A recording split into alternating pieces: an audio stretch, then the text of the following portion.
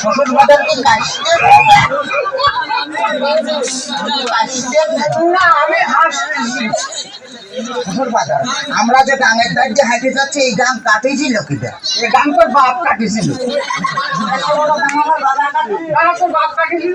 আমার বাপ কাটেছিল তো তুই এত মাটি ফেলেছিল কর্মে মাটি এত মাটি আমি খাইছিলাম সারা করে যাবো টাকা। তাতে কিস করেছিল না? যদি আর একটা কথা কইছিস তো তোর মুখ আমি সুতোতে সেলাই করে দেবো কিন্তু বলেছিলাম। তাহলে আমি শ্বশুর বাড়ি যাই গোস্ত চাপা খাবো না কেমন মারি?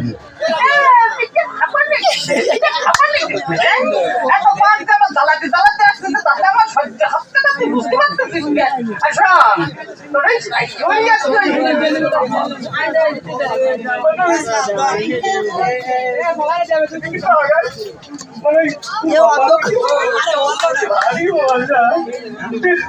শ্বশুর বাজার কি বিয়ে করেছে?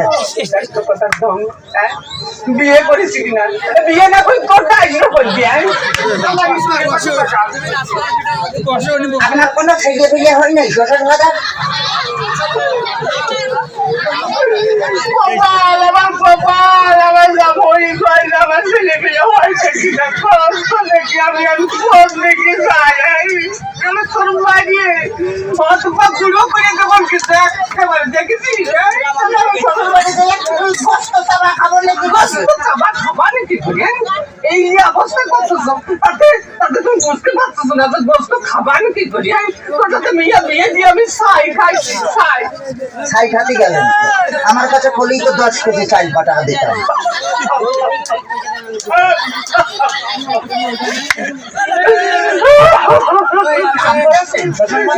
আমার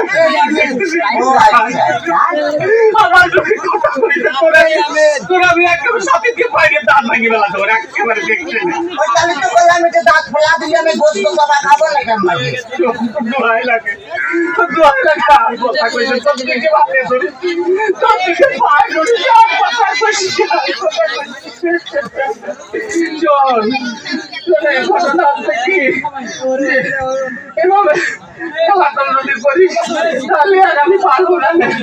আমি আর 40,000 গ্রাম মেয়ের বাপকে বলবো যোগো মেয়ের বাপুরা তোমরা আমার মতো এরকম হারামের সাথে সহলের সাথে বিয়ে দিয়ে মেয়ে বিয়ে দেওয়ার আগে ভাগে থাকবা যে সেই মেয়ের জামাই ভাত কাপড় দিতে পারে কিনা, জামাই বাড়ি কত আছে কিনা, জামাই ঠিক মতো মেয়ের পাশে মানাই কিনা, তারপরেই তোমরা মেয়েকে বিয়ে দিও। শ্বশুর বাজার আপনি কি যাক দাঁড়ায় অভিনয় করতেছেন?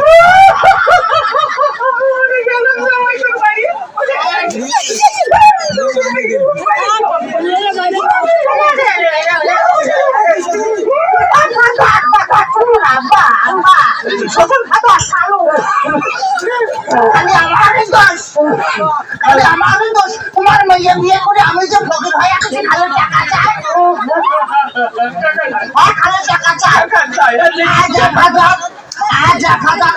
1,000 পরশুদিন 5,000 তারপরে 10,000 খালি টাকা চাই আর টাকা চাই। তোমার মেয়ে আমার ফকির বানা হইলে ফকির বানাবে না বলি এত টাকা মেয়ে করে কি টাকা কি করে তা আমি কি করে পাবো? আমি কি কোনোদিন দিছি না?